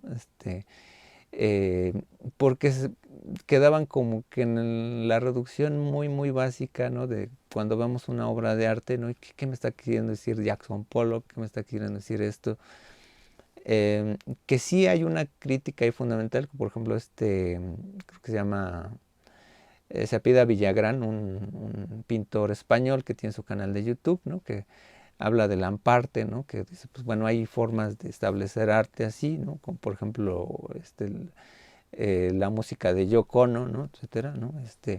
El arte contemporáneo, ¿no? Algo tratará de romper, pero pues es una expresión más, ¿no? Y cuando alguien, ahí no importa, no importa más bien qué tipo de arte sea. Si hay una conexión con alguien es que entonces logró su cometido. Si hay por más que sea un grito de Yoko Ono, ¿no? Raro, ¿no? Si hay una persona que le conmueve eso, pues entonces hay una conexión ahí comunicativa, ¿no? Entonces ahí Heidegger entonces ahí busca como que la dimensión como de alternancia a lo que en algún momento fue la religión. El arte nos proveería precisamente a interpretar nuestra vida, ¿no? Y pues bueno, haciendo alusión a esta parte de Nietzsche, hechos interpretaciones sobre interpretaciones, por ejemplo, están ejemplos a la orden del día, ¿no? Los antivacunas que están imaginándose o se imaginaban lo de las cuestiones del chip 5G, etcétera, bueno, etcétera, cosas así. Pues realmente ahí te das cuenta que sin mirar los hechos, ¿no? Hay gente que se vuela, hay cuestiones tremendas, ¿no? Porque, y muchas veces, ¿no? O sea, sobre todo personas que no tienen la relación de estudios científicos, o sea, hay muchos antivacunas que no te pueden explicar, por ejemplo, cómo funciona un virus, ¿no? O sea, no cómo funciona la replicación del ADN, ¿no? O mínimo las partes de una célula, ¿no? O sea, que bueno, ha habido científicos renegados que, por ejemplo, se meten en este rollo, ¿no? Y pues bueno, pues es tremendo, ¿no? Pero ahí se puede vincular mucho, dices, bueno, ¿de qué estás hablando, no? O sea, y también hay un desprecio fundamental, digo, no, de mucha gente que luego es egresada de áreas humanísticas y áreas sociales, un desprecio total por la ciencia, ¿no? O sea, eh, que dicen, no, es que la ciencia no nos ha solucionado los problemas humanos, pues bueno, no es su carácter fundamental, es una cuestión humana, ¿no? Entonces, están aludiendo precisamente a un carácter de ciencia alusivo, ¿no? precisamente a cuestiones humanas, cuando, pues bueno, la ciencia ha sido un camino lento, ¿no? Y es un camino al cual le tenemos que apostar todavía el camino, pero muchas veces en esto, hay muchos que hacen alusiones precisamente a estas teorías de la conspiración, ¿no? Queda muy de lleno ejemplos, ¿no? Percibir, pensar e interpretar son relaciones que están concatenadas, ¿no? En la realidad interpretada, el ojo y la percepción, que son cuestiones fenomenológicas. Por ejemplo, hay una cuestión que se llama pareidolia, ¿no? Que el ser humano siempre está tratando de ver caritas, buscando figuras, ¿no? Tratamos de humanizar todo, ¿no? Lo mismo pasa con las mascotas, ¿no? O sea, es que de los perrijos, de los gatijos, ¿no? Precisamente tratas de darle un carácter como si fueran seres humanos, ¿no? Entonces, son sobreinterpretaciones, ¿no? Donde pues, finalmente la naturaleza es diferente, ¿no? Pero sucede así, ¿no? Sucede muchas veces en este sentido, ¿no? Y pues bueno, aquí ejemplos también otros claros, ¿no? Como por ejemplo por la experiencia, ¿no? O a priori, ¿no? Cuando conocemos las cosas a primera vista, pues bueno, hablamos de semiótica o de hermenéutica, ¿no? Cómo organizamos el conocimiento o cómo lo estamos relacionando, ¿no? Hay niños que, por ejemplo, en su infancia, por ejemplo, están organizando, por ejemplo, las figuras, ¿no? Por materiales, por color, por tamaños, etcétera, ¿no? Entonces ahí dices cuál es la tabula rasa con la cual nosotros organizamos el mundo. Y hay veces, por ejemplo, hay quien establece todas estas relaciones, por ejemplo, fue Piaget o Vygotsky, ¿no? Sobre todo las cuestiones cognitivas, ¿no? Donde se acercan más a estos procesos paulatinos en el cerebro, cómo estamos organizando el mundo, ¿no? Y que, pues bueno, no hay una manera exacta para determinar, bueno, así se deben de organizar las cosas, ¿no? Hay una forma semiótica que es establecer la organización, la relación de los elementos entre unos y otros, ¿no? Y otra, ¿no? Entre la parte, por ejemplo, de interpretación, ¿no? Y pues bueno, aquí se plantea mucho lo que es la imaginación, ¿no? El discurso, la experiencia de lo que es la realidad, etcétera, ¿no? Aquí hay unas palabras, ¿no? Que se usan en el alemán, ¿no? Que son tres formas de hablar de lo que es la realidad, lo real que es como nuestra palabra real de, mira, hay algo que es de verdad, ¿no? Por ejemplo, ¿no? Que es lo que está afuera, que es como un concepto muy común. Lo virkle, que es que, por ejemplo, es como decir una verdad, ¿no? Como lo que tiene un sentido, ¿no? De acercamiento cuando, por ejemplo, vinculamos con la palabra, ¿no? La cuestión, por ejemplo, árbol, ¿no? Y se somete a un referente, ¿no? Y la palabra real, que es real para la conciencia, ¿no? Cuando, por ejemplo, tú lo haces, por ejemplo, dices un unicornio o Pegaso, etcétera, lo metes en la conciencia, ¿no? Y entonces en el discurso, ¿no? Hay cosas que se vuelven reales cuando te las están contando, aun cuando te estén choreando, ¿no? Te dicen una mentira, ¿no? Pero tú te la crees, ¿no? Te crees el cuento, ¿no? Entonces es un fenómeno real, ¿no? Son formas, ¿no? En las cuestiones que tenemos acercamientos con la realidad, ¿no? O sea, en la cuestión Birkles es cuando tratas de someterlo con un criterio como científico, de verdad, constatativo, etcétera, y lo real es como el concepto mundano, ¿no? Pero es así como más o menos podemos establecer nuestras dimensiones en que en la conciencia fenomenológica podemos establecer cosas que nos están hablando, etcétera, ¿no? Y aquí, pues bueno, aquí obviamente la cuestión sobre todo del lenguaje, ¿no? Si la palabra no existe respecto a una cosa, la cosa existe. O sea, decía Wittgenstein, ¿no? Que los límites de mi realidad son los límites de mi lenguaje. Entonces, ¿qué es lo que captamos, no? El objeto o el significado de la palabra del objeto, ¿no? O sea, cuando me dicen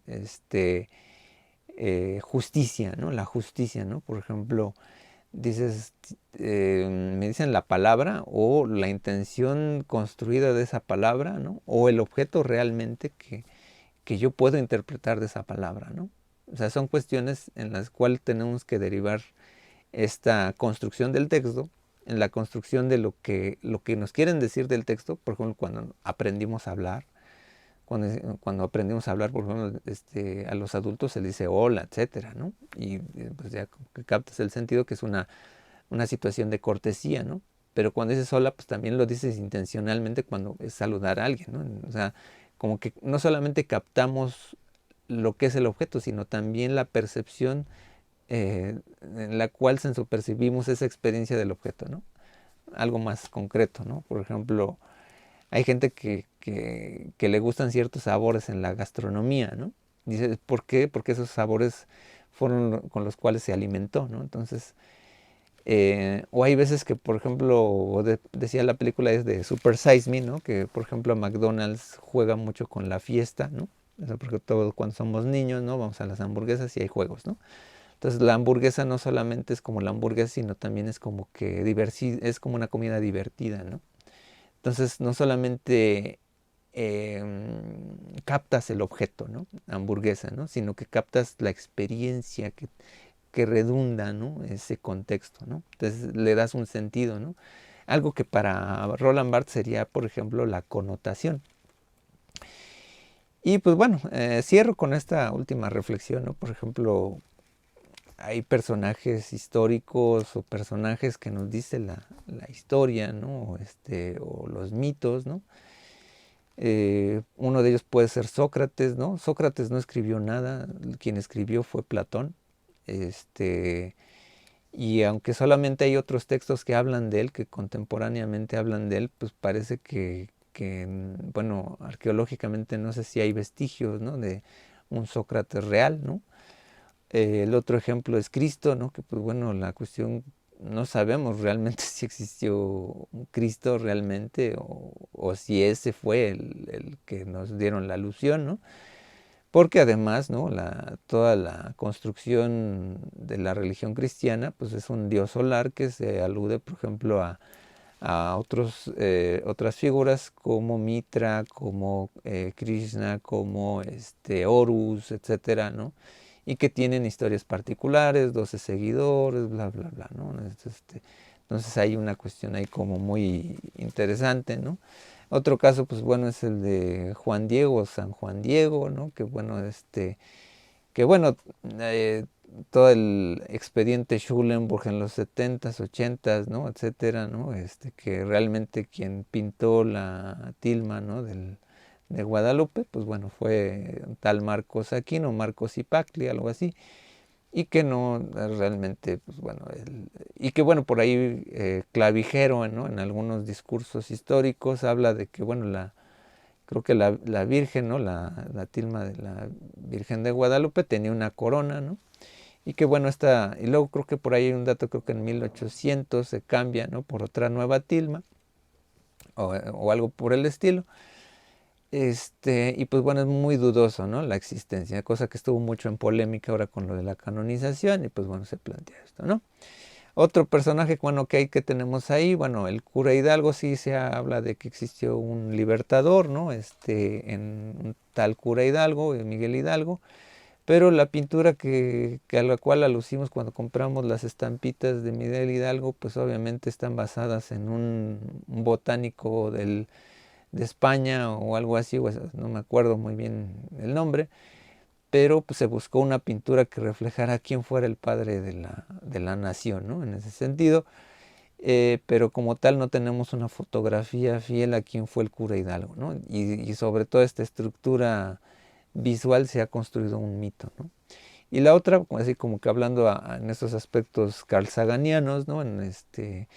En las cuestiones de los mitos contemporáneos, pues bueno, hay mucha necesidad de creer, por ejemplo, en la vida extraterrestre, ¿no? Que de repente nos visitan los marcianos, bueno, los extraterrestres, etcétera, o que podemos tener comunicación con ellos, ¿no? Es muy interesante en este sentido, ¿no?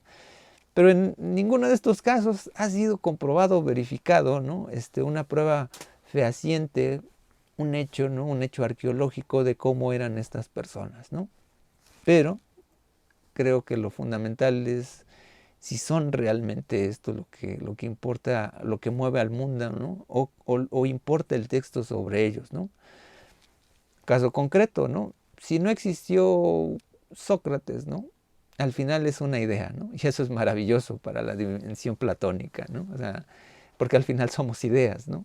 Y si es una idea, y si Sócrates se establece como una idea, pues es maravilloso, ¿no? Eso es fundamental, ¿no? Al final es como la antítesis, ¿no? De lo que estamos hablando, ¿no?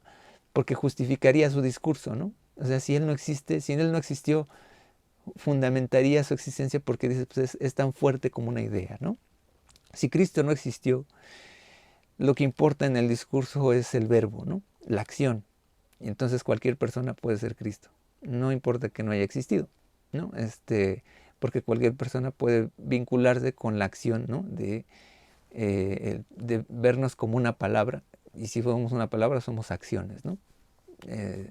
Y como obviamente no hay ningún escrito de él, ¿no? O sea, que él lo haya escrito, ¿no? Pues obviamente cualquier persona, y eso es lo que nos dice la visión teológica, que cualquier persona puede ser un Cristo, ¿no? Puede ser un iluminado, puede ser es un hijo de Dios, ¿no? Y es una alusión que incluso decir en Juan 10:30, Dios y mi Padre somos uno mismo, ¿no? Uno como Dios, ¿no? Cosa que en algún momento se puso ahí en debate cuando se hablaban de los Pokémones, ¿no? No me acuerdo qué Pokémon, si era el mismo Pikachu, uno como Dios, o había una alusión por ahí que nunca logré rastrear etimológicamente, pero pues bueno, por ahí toda esta visión sintoísta de ser, en ese sentido, ¿no? Arceus, ándale, Arceus, ¿no? Eh, estaba toda esta vinculación precisamente con la cuestión cosmogónica, ¿no? El sintoísmo, ¿no? Ser una parte con todos. Todo el sentido de la vida tiene una vida, ¿no? Si no existió San Juan Diego, pues finalmente lo que denota pues es la necesidad de la maternidad, ¿no? De la maternidad perdida, como diría Roger Bartra, ¿no? O sea, la necesidad entre la Virgen, ¿no? Y la necesidad de establecer, ¿no? Que bueno, no quiero entrar en detalles alusivos, por ejemplo, a la lectura de Octavio Paz, ¿no? Del Laberinto de la Soledad, que bueno, es muy denigratorio para el mexicano, ¿no? Pero es una figura literaria, ¿no? Pero sobre todo no es antropológica, ¿no? O sea, no da pie precisamente a una reflexión amplia, ¿no? A centrar que solamente existe un mexicano, pero sí puede demostrar que la Virgen de Guadalupe demuestre toda la imposición que fue la evangelización, ¿no? Cura Hidalgo, ¿no? Lo que demuestra es el sentido, ¿no? El sentido espiritual, ¿no? El discurso, como diría Víctor Turner, ¿no? La narrativa de la construcción de una nueva identidad en el México moderno, ¿no? Y eso se ha aplicado muchas veces. Y hay otros mitos, ¿no? Como por ejemplo del águila en el nopal, ¿no? Que es una construcción mitológica que ha sido construida posteriormente, ¿no? Y la de los extraterrestres que nos hablan precisamente a un auge que es lo no conocido en el espacio, ¿no? O sea, es la necesidad de creer en que pueda haber vida más allá en esta tierra, ¿no? Que nos plantea, pues bueno, otros límites, ¿no? Más allá de que las cuestiones que en el 2020, pues bueno, ahí salieron los archivos del FBI o la CIA, ¿no? De los ovnis, ¿no? Tampoco me determinaría mucho si existe o no el extraterrestre, solamente es un fenómeno ovni, ¿no? Que puede ser una nave, como tal lo dice, ¿no? Objeto volador no identificado. Pero toda esta construcción mitológica de construir un personaje, ¿no? Hasta con los ojitos, ahí tenemos, ¿no? Aquí, pues realmente es como muy ocioso, ¿no? Al final, pues bueno, ¿qué hacemos con todo esto, no? Pues definimos que el texto es la unidad mínima de la hermenéutica, como en la postura originaria. Se ha hecho metáfora de relaciones de objetos, o sea, leer como textos las obras de arte, ¿no? La desacralización, sobre todo con Heidegger y Gadamer, ¿no? Pues permite la reflexión humana y científica.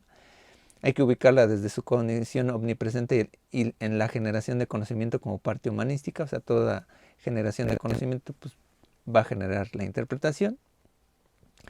Y pues bueno, hacer mención de ella puede ser tautológico a menos que hagamos filosofía epistemológica o ontología. O sea, cualquiera puede ser interpretación, pero no todos aquellos pues hermenéutica, porque la hermenéutica pues bueno sería como que la reflexión precisamente de cómo estamos interpretando, ¿no? Decirla que es un método creo que es reducirla a nada, pues estar articulada en cualquier camino para el conocimiento, o sea, ¿qué quiere decir? O sea, el método pues es como una serie de pasos, ¿no? Y pues bueno, en dado caso sería una metodología, es una reflexión de cómo llegamos a esos pasos, ¿no? En dado caso, pues es importante definir en la ciencia alguna teoría, ¿no? O sea, por ejemplo, alguna explicación, ¿no? La hermenéutica no suplanta el marco de referencia a menos que hagamos filosofía. O sea, ¿qué quiere decir esto? O sea, todas las tesis van, o investigaciones o trabajos finales, pues van a ser intuitivamente interpretación. Pero solamente cuando nos reflexionamos sobre la comunicación, sobre la epistemología, pues es cuando hacemos alusión de cómo estamos planteando este marco de referencia, ¿no? En Heidegger, pues sí podemos utilizar cuestiones, por ejemplo, de la hermenéutica ontológica si estamos haciendo una reflexión sobre el arte, por ejemplo, ¿no? Si vamos a hacer alusión, por ejemplo, a un texto bíblico, pues sí, bueno, a lo mejor voy a recuperar la exegética, por ejemplo, de algún autor medieval, ¿no? Y bueno, pues bueno, las fuentes, bueno, pues ahí está Mauricio Buchor, Retórica y Hermenéutica en Aristóteles, Hermenéutica, Psicoanálisis y Literatura, de Martin Heidegger, pues Ser y Tiempo, ¿no? Y pues bueno, ahí están en internet, ¿no? Y Mauricio Ferraris, bueno, también se puede conseguir en internet, por ahí lo vi en Script, y pues bueno, finalmente pues es como aquí terminado. Bueno, veo que no me interrumpieron, digo, me dejaron aquí con la charla magistral, ¿no? Pero bueno, ya saben que más allá de esto, pues no se trata pues simplemente de que yo dé mis charlas magistrales, ¿no? Sino de una cuestión pues más reflexiva, ¿no? Aquí, pues bueno, obviamente el texto que leyeron, al menos el capítulo 1 a donde hayan llegado, ¿no? Bueno, la actividad sugería y que leyeran al menos los dos capítulos, ¿no? Para entender más o menos algunas cuestiones, ¿no? Hay algunos autores. Sobre todo son las generalidades pues, de la hermenéutica, ¿no? Vi que algunos ya entregaron su trabajo. Vi que fueron muy escuetos, así que nada más dieron como cuando les pregunto la cuestión de si es ciencia, método, etcétera, pues nada más dieron como una explicación de un enunciado. Bueno, por ese momento pues cumplen con la actividad en ese sentido, pero creo que para las demás actividades debo de percibir, ¿no? Mejor la lectura, ¿no? En ese sentido, ¿no? O sea, si después de que se revisaron un texto, ¿no? De más de 50 cuartillas, ¿no? Pues que yo pueda vislumbrar precisamente toda esta reflexión, ¿no? Donde habla de muchos tipos de hermenéutica, ¿no? Y que bueno, yo aquí tengo mi conclusión de que pues, para mí no es un método, ¿no? Es más, es otro tipo de conocimiento, en dado caso sería una metodología, pero la cuestión sería, ¿no? Entonces, pues bueno, quiero conocer sus comentarios, sus preguntas, ¿no? Supongo que, bueno, veo que, bueno, algunos llegaron, ¿no? Ya estaba aquí con la presentación. Todos los que llegaron tarde, váyanse, escriban su nombre en la barra de chat para registrar su asistencia, ¿no? Al final de la sesión. Y no vayan a quedarse sin asistencia, pero recuerden que pues parte del requisito también es participar, ¿no? Si no participan aquí en la sesión, pues a fuerzas van a tener que participar en el foro de participación que está ahí en la plataforma, que hoy abre y que van a tener pues al menos 15 minutos, 15 días, ¿no? Para participar en él, ¿no? Entonces, dudas, preguntas, comentarios, ¿no? ¿Cómo se sintieron con la lectura? Bueno, algo que me quieran comentar, ¿no? Para no quedarme simplemente con aquí con el monólogo, pues, no solamente ontológico, existencial, ¿no? Sino pues más bien aquí la cuestión que sea más reflexiva. Daniela, adelante. Hola, profesor. Yo tenía la duda ahorita que usted estaba presentando esta parte de la hermenéutica, Ujú. en su presentación puso esta pregunta de que si la palabra no existe respecto a una cosa, la cosa existe. Y eso me hace pensar en si estas dos partes de si la existencia precede al significado o es al revés, el significado precede a la existencia de las cosas. Es Ok, algo que no me quedó del todo claro, porque creo que las personas, o sea, los seres humanos somos lo que le damos el significado a las cosas, a diferencia de otros seres vivos como los animales. Entonces, yo creo que el significado y la existencia van unidos a partir del pensamiento humano, pero no sé si estoy equivocada. Ok. Bueno, vamos situando un poco la pregunta, ¿no? La pregunta obviamente pues tiene un carácter totalmente filosófico más que clínico, ¿no? Si lo viéramos clínicamente, ¿no? Por eso mencioné quien respondería mejor eso sería Piaget y Vygotsky, o yo me quedaría mejor con un bosquejuazi, ¿no? Sobre todo la percepción de los objetos, ¿no? Que mucho se ha pensado si podemos pensar en imágenes simplemente, ¿no? Pero, o sea, necesitamos fijar, ¿no? Aquí vamos con esta reflexión sobre todo pensamiento y lenguaje, ¿no? Que necesitamos fijar las cosas, ¿no? Con palabras, ¿no? Pero aquí van a haber dos posturas filosóficas de entrada que vamos a ver la siguiente sesión. La primera es la platónica, que es una visión idealista, ¿no? Que determinaría, ¿no? Que las cosas o las ideas existen por sí mismas y que nosotros solamente las bajamos, ¿no? A la realidad, ¿no? O sea, lo que vemos las cosas, pues eh, eh, son las representaciones de esas ideas, ¿no? Para el caso, por ejemplo, de Aristóteles diría, existen al mismo tiempo porque tú tienes que nombrarlas, ¿no? En ese sentido, ¿no? Nombras las cosas y en ese momento pues ya se quedan fijadas en el cerebro, ¿no? Aquí pues bueno, tenemos la respuesta clínica, ¿no? Que es como que los objetos se van administrando poco a poco, ¿no? En el cerebro y les damos la existencia. Pero en la cuestión sobre todo filosófica, bueno, pues creo que lo que alude precisamente es que necesitamos la palabra, ¿no? Para poder hacerla real en la mente, ¿no? O sea, para que la podamos fijar, ¿no? O sea, lo que muchas veces tenemos, ¿no? Es que el mejor ejemplo, por ejemplo, sucedió hace 2 años, ¿no? Está existiendo una enfermedad muy extraña que está matando a las personas por una simple gripe, ¿no? Sin embargo, ¿no? Más o menos esta explicación la acabo de dar con palabras, ¿no? No sabes qué es, ¿no? No sabes qué era ese virus, ¿no? Sabes, bueno, ni siquiera se sabía si era un virus exactamente hasta que un médico chino, ¿no? En diciembre del 19, ¿no? Dijo, ¿no? Hay un virus, ¿no? Ya se le dijo virus, ¿no? Entonces ya se le pudo dar existencia, una cuestión existencial, ¿no? Y ya le pudimos decir coronavirus SARS-19, ¿no? O coronavirus 2, ¿no? Porque la primera versión fue creo que en el 2000, ¿no? Etcétera, ¿no? Pero le pones nombre, ¿no? Entonces, de hecho pasa muchas veces como que en la parte clínica, ¿no? O sea, cuando alguien, cualquier persona, ¿no? Me siento mal, me siento decaído, me siento muy cansado, ¿no? Vas al médico, ¿no? Y no sabes qué tienes, ¿no? Y dice, ¿sabe qué, señor? Pues es que usted tiene exceso de gordura y tiene diabetes, ¿no? Entonces tiene un mal en el páncreas que no está procesando bien la cuestión de insulina, ¿no? No está trabajando las azúcares, ¿no? Entonces tiene ese problema de cansancio, etcétera, ¿no? Entonces ahorita va a tener que cambiar su dieta, etcétera. Pero ya le pones nombre, la diabetes, ¿no? Entonces, en esa existencia, ¿no? O sea, es la existencia, o sea, es para cada uno de nosotros, o sea, personalmente, o sea, fijamos las cosas en nuestra realidad, ¿no? O sea, y filosóficamente nosotros, en nuestra filosofía de vida, le damos esa existencia, ¿no? Por eso está esta alusión, ¿no? de Wittgenstein, ¿no? Los límites de mi lenguaje, ¿no? Son los límites de mi realidad, ¿no? Los límites de mi realidad son los límites de mi lenguaje, ¿no?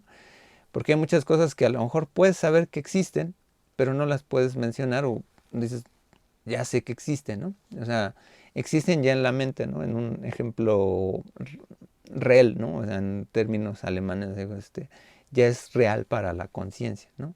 En ese sentido es como funciona esto, no tanto como en un fenómeno físico, ¿no? Porque un fenómeno físico, bueno, los físicos, bueno, es que los únicos que hablamos de metafísica son los que hemos leído cuestiones de filosofía. Los físicos dan por hecho que la realidad existe, ¿no? Y ese es el gran meollo, ¿no? pero esto más bien sería como real a la conciencia, ¿no? O sea, no tanto como la realidad física, ¿no? O sea, más bien es como una cuestión metafísica. Por eso no clavarse tanto como que en el objeto en términos físicos, porque pues bueno, ahí finalmente, incluso psicocognitivos, estaría más superado esta cuestión con Piaget o Vygotsky, ¿no? En el pensamiento y el lenguaje, ¿no? Pero en términos filosóficos es más o menos como que el significado, pues obviamente lo que absorbamos hermenéuticamente es que los significados ya están heredados, ¿no?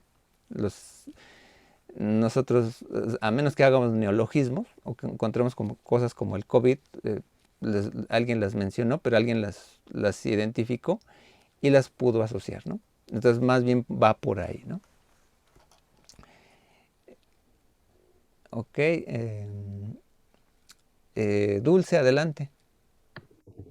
Primero que nada, buenas tardes y una disculpa, me conecté muy tarde. Como mencioné la sesión pasada, tengo un internet pésimo y digo, no es justificación, pero de verdad me cuesta mucho conectarme. Y pues con respecto a lo de la materia, a mí sí me cuesta mucho comprender y bueno, diferenciar más que nada cómo manejar la hermenéutica y todo esto. De hecho, para poder contestarles, no sé cuántas veces tuve que leer y releer para poder entenderlo. Y pues ya espero que esté bien mi trabajo. Pero más que nada, yo quería preguntarle, digo, cambiando de tema, quería preguntarle con respecto a si la clase va, bueno, la materia va a continuar en línea o ya va a ser presencial, porque la clase pasada, bueno, perdón, la materia que vi antes de usted, me comentaban que ya la siguiente sesión ya va a ser presencial. Y eso pues me causa conflicto porque unas materias van a estar en línea, otras presenciales, y es así de, ¿cómo voy a hacer? Mientras me traslado, voy viendo mi otra materia o cómo le haría. Entonces, por Ok. eso le pregunto a usted. Bueno, si quieren, bueno, esa respuesta la doy terminando el tema, ¿no? Para que no desviarnos tanto con esta cuestión administrativa. Este, Primero agotamos las cuestiones sobre todo la cuestión temática de la lectura. Bueno, de todas maneras, cabe mencionar que, bueno, si no importa, ¿no? Que tengas problemas de conexión, ¿no? O sea, con que te conectes ya es una superventaja, ¿no? Ya, o sea, ahora sí que más vale tarde que nunca, ¿no? Comprendo que el internet, a veces que tenemos, luego no siempre es el más idóneo. Eh, Obviamente, pues, en este sentido, las clases pues se graban, ¿no? Por si hay algún problema de conexión, etcétera, y para eso estarán precisamente los foros de participación, pues para compensar esa dimensión, ¿no? Y bueno, respecto de la lectura, pues bueno, yo sé que son términos que cuestan mucho trabajo, ¿no? Que agradezco tu sinceridad, ¿no? O sea, realmente no, sé que, bueno, este tipo de materias, sobre todo las del eje del lenguaje, discurso, significación y luego si hacen correctamente lo debido para tomar imagen y discurso audiovisual, pues se darán cuenta que tienen un corte muy epistemológico, muy filosófico, este tipo de asignaturas, y que bueno, el lenguaje puede ser muy profundo, rebuscado, muy analítico en algunos casos, y sobre todo dependen de un vocabulario que vayamos haciendo poco a poco al nivel de que vayamos integrando lecturas. Obviamente este tipo de vocabulario pues no se va a hacer de la noche a la mañana, ¿no? Sino que es paulatino y que conforme ustedes vayan integrando, ¿no? A su vocabulario normal este tipo de palabras, que pues bueno, a lo mejor ya hay algunas que ya conocen como lengua, habla, paradigma, sintagma, cosas que ya vieron en primer semestre. En discurso vieron a lo mejor ideología del discurso, em, términos como por ejemplo pues pragmática, cuestión performativa, son palabras que a lo mejor ya debieron haber integrado como que en sus primeros semestres, ¿no? Y obviamente en esta materia pues la cuestión es que vayan dimensionando, al menos precisamente esta es la interacción que nos favorece mucho, para ir aterrizando este tipo de palabras, ¿no? Que sería, por ejemplo, desde entender qué es un texto, qué es un contexto, qué es un signo, qué es significación. Ahorita pues me detuve en algunos, alegórico, anagógico, aletheia, adecuatio, ¿no? Que son palabras que son muy particulares, ¿no? Y vayan haciendo esa especie de vocabulario, váyanlo escribiendo en un cuaderno, en un documento de Word, para que se hagan de su entendimiento. Vamos a ir viendo que los semióticos van a tener un vocabulario. Bueno, no voy a dilatarme mucho en Jamesley en la sesión 4 o 5, no me acuerdo, que es donde pues sí tiene términos como plerema, fonema, cenema, ¿no? Ahí no me voy a detener tanto, pero sí más o menos que entiendan el contenido, ¿no?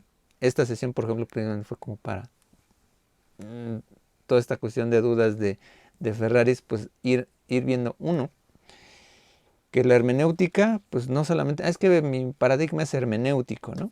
Y dices, bueno, pero ¿qué tipo de hermenéutica estás usando? ¿Es exegética, ontológica, de la distancia, romántica, etcétera? Hay muchas clases de hermenéutica, ¿no? Entonces, de la recepción, bla, bla, bla, ¿no? Y aludiendo a veces a un autor, ¿no? Una perspectiva a lo mejor existencial, ¿no? Entonces eso habría que cubrir eso, ¿no? Y otra pues, sería precisamente generar esta discusión. O sea, se habla de un tipo de conocimiento que no es precisamente como el conocimiento científico, pero sí podemos hacer alusión a este tipo de cuestiones, ¿no? Que nos reflejan, ¿no? Pues cuestiones pues a lo mejor pues que aluden, ¿no? Sobre todo a reflexiones epistemológicas, ¿no? Generación de conocimiento, interpretaciones muy particulares sobre el carácter de generar ciencia, investigación, la necesidad, por ejemplo, de establecer parámetros para poder relacionar conocimientos que parecen que están aislados, ¿no? Y que de alguna manera pues, se vinculan, ¿no? Con esto, ¿no? Entonces, en ese sentido, pues son estos dos elementos que hemos diferenciado el día de hoy, pues es la cuestión como de recapitular esto.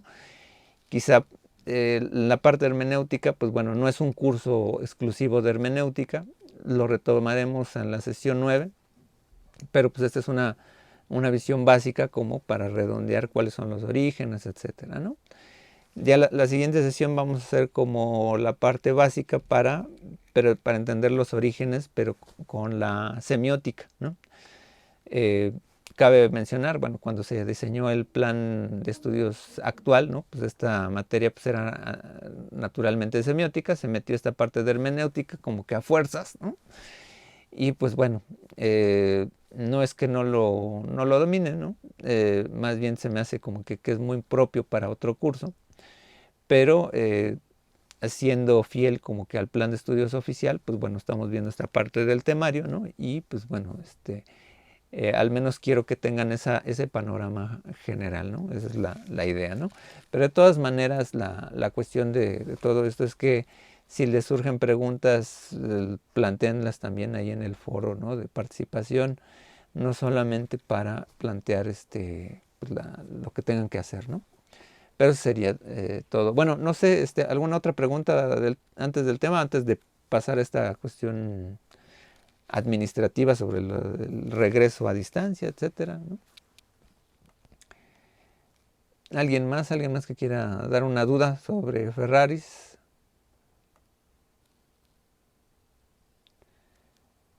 Ok, bueno, entonces paso ahora a la cuestión administrativa sobre el famoso regreso mixto, híbrido, como le quieran llamar, ¿no?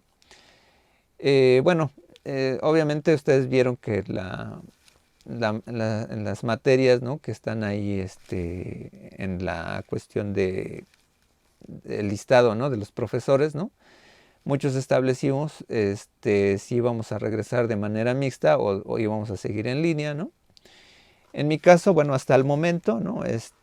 Voy a seguir en línea. pero entonces muchos van a sacarse de onda precisamente porque algunos profesores, algunos sí pusieron como que su regreso mixto, ¿no? Entonces algunos profesores sí van a regresar presencialmente, ¿no? Y van a tener su materia ahí, ¿no? Entonces, bueno, yo he estado viendo, ¿no? Mis herramientas, ¿no? Precisamente bueno, hay que tomar en cuenta que, bueno, el hecho de que ustedes regresen de manera presencial, ¿no? O se regrese de manera presencial a los cursos sabatinos, pues no va a querer significar que, pues a lo mejor, pues si todos como tienen materias, ¿no? En conjuntos con otros profesores, etcétera, pues hay profesores que así decidieron tener su materia mixta. Yo planteé que pues iba a trabajar en línea. No descarto la posibilidad que en algún día, si logro conseguir mi arnés de Steadicam, etcétera, transmitir en vivo desde la facultad y hacer mis streamings en Zoom, ¿no? No tendría problema. Ahorita precisamente no lo hago precisamente por todavía ese factor, porque me gustaría de todas formas, aunque tener la clase presencial grabada y pues bueno, toda la parte tecnológica cubierta, ¿no? Pero, ¿qué es lo que vamos a hacer? O sea, si ustedes tienen que ir a su clase, ¿no? Presencial, yo voy a continuar aquí en línea, ¿no? No es requisito que se tengan que conectar, ¿no? En ese sentido, yo grabaré la clase, ¿no? O con los pocos alumnos que se puedan conectar. Y entonces la asistencia, pues ahí va a ser fundamental los foros de participación con base en lo que se haya dicho en la sesión. O sea, van a revisar posteriormente la clase grabada y van a seguir participando con las actividades que están ahí en la plataforma, ¿no? Entonces, no, realmente el que seamos mixtos no va a interrumpir el desarrollo de la clase, ¿no? Entonces, para eso precisamente están los foros y la plataforma, para que podamos interactuar, ¿no? Yo he estado revisando ya esta semana lo que han escrito, ¿no? No he subido las calificaciones de la última actividad que se entrega el día de hoy, pero voy a estar obviamente al pendiente. Entonces, si tú estás, bueno, Paulina, pues si vas a estar en el transporte, ¿no? Llegando a tu clase, etcétera, pues no va a haber ningún problema, ¿no? Si están en la facultad, pues se pueden conectar en la facultad en su celular, si hay conexión allá, pero realmente yo en este caso, bueno, yo lo planteé como en línea todavía. Sí tengo ganas de regresar, la verdad, sí, pero voy a conseguir todos los aparatos electrónicos para poder hacer toda esta artilugio, ¿no? Que no es necesario, ¿eh? No es necesario transmitir en vivo, ¿no? Tampoco es como un capricho personal, ¿no? En ese sentido, pues para dar todas las herramientas, ¿no? Pero sí me gustaría en algún momento, pues a lo mejor si se llega a plantear, ¿no? Pues a lo mejor hacer una sesión híbrida, pero si se van a poder seguir conectando en línea, pues a lo mejor hacer la transmisión desde la facultad, ¿no? O sea, no tendría ningún problema. Pero, o sea, la cuestión sí sería que no se preocupen, o sea, no se preocupen si van a tener que ir a otra materia presencialmente, ¿no? Van a revisar la grabación y van a poder contestar todo lo que está en la plataforma, ¿sale? Entonces eso, Ah, despreocúpense. disculpe, profesor, ¿y dónde podemos ver las clases grabadas? Este, bueno, no sé si logro, bueno, a ver si puedo compartir pantalla. Les voy a compartir mi canal de YouTube. Suscríbanse para que les llegue ahí la notificación de clase nueva, etcétera. Y no tengan ningún problemita, ¿no? Sobre todo en conectarse. Voy a compartir pantalla. A ver si por acá tengo.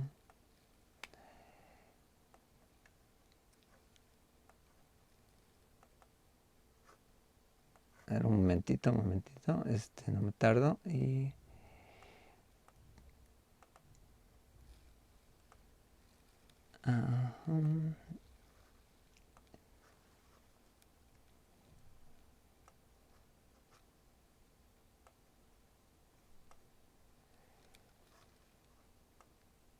Listo, aquí está mi canal de YouTube y es Academicus John Herr. Entonces ahí, pues por ejemplo, ahí está la primera sesión de teorías de la significación, que fue hace 15 días.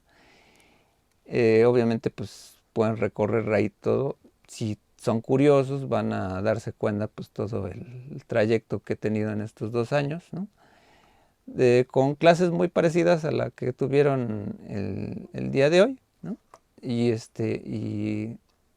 voy a poner en la barra de chat el canal, ¿no? Para que no tengan problemas, ¿no?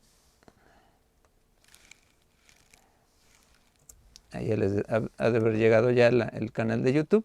De todas maneras, en la sección del módulo hay una sesión donde dice videoasesorías grabadas, ¿no? Entonces ahí yo vinculo todos los videos de YouTube. Ahí yo los estoy vinculando, ¿no? Por allá, ¿no? Entonces, obviamente, pues ahí van a tener materiales que también son de lenguaje, cultura y poder. Si en algún momento no tuvieron un buen curso, ¿no? De lenguaje, cultura y poder, pues ahí van a ver los contenidos fundamentales de esa asignatura.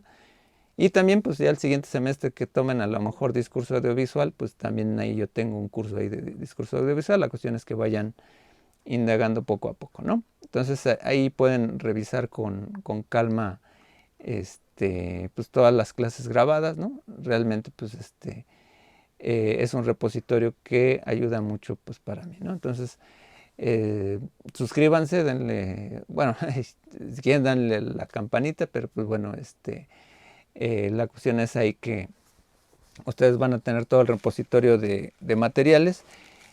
Todavía estoy viendo mis tiempos para subir algunos materiales ya temas específicos, ¿no? Así como videos cortos de 5 minutos, donde explique algún tema muy claro, ¿no? Y que ya con eso ya vaya alimentando también la plataforma, ¿no? Entonces,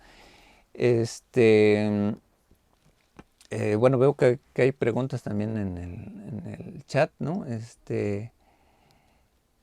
Bueno, ahí ya puse lo del canal de YouTube y bueno, bueno, no sé, bueno, creo que tienen ustedes un grupo de WhatsApp, pero bueno, no sé, creo que no sé si lo pusieron en la vez anterior, pero bueno, yo a veces, bueno, a nosotros los profesores como que nos sugirieron como que ya no establecer mucho la conexión por WhatsApp,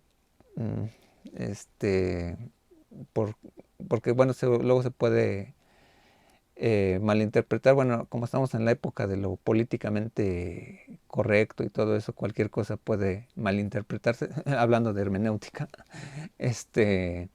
Entonces nos han recomendado los profesores que ya no usemos Facebook ni WhatsApp, ¿no? Para comunicarnos con ustedes.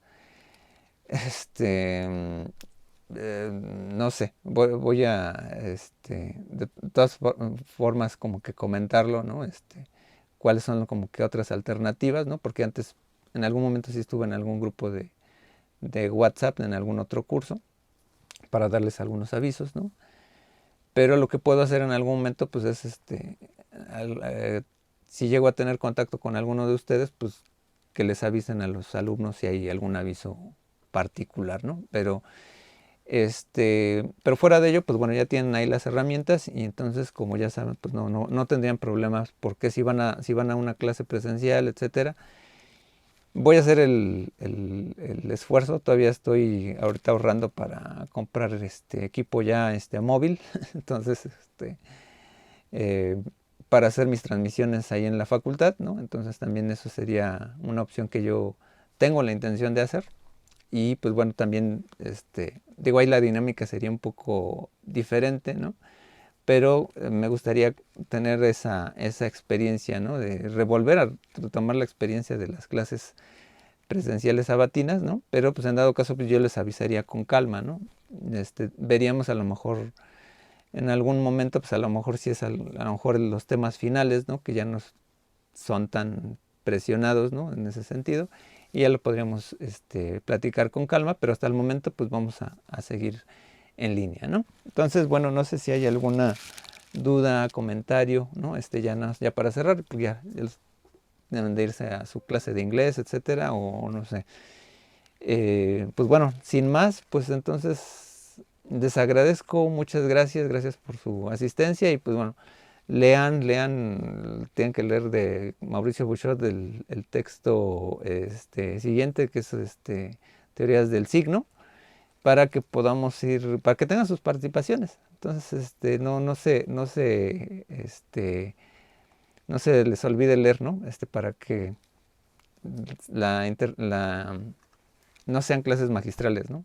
Esto es sistema de universidad abierta, ¿no? Entonces, muchas gracias, hasta luego, cuídense mucho y nos vemos en 15 días por este canal, si es que pueden conectarse, ¿no? Y si no, pues obviamente revisarán la grabación, ¿sale? Muchas gracias, hasta luego y mucho ánimo. Muchas Gracias, gracias, profesor. Hasta luego. profesor. Gracias, profesor. Hasta luego. Hasta luego. Hasta luego. Hasta luego, profesor.